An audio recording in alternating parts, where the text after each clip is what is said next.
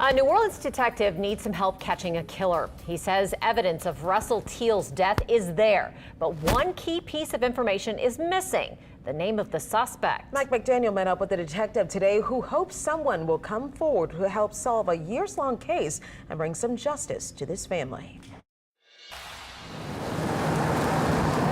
It's been 7.5 years since New Orleans homicide detective Ryan Oquin took on a case in the heart of Tremé. Mr. Teal was located on the ground right here. As a matter of fact, right under this Crepe Myrtle.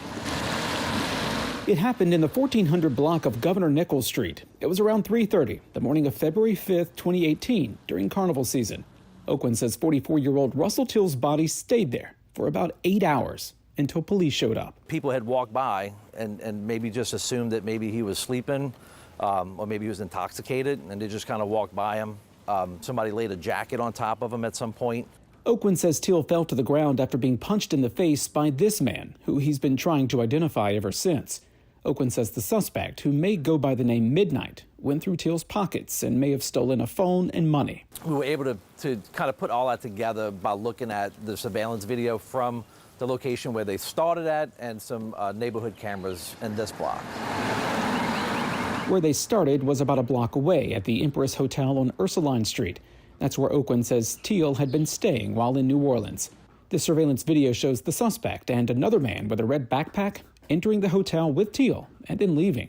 That second man is a person of interest. I believe him to be local.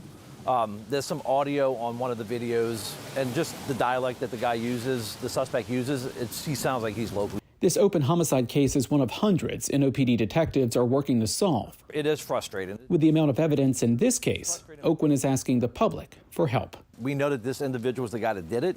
It's on video. It's there.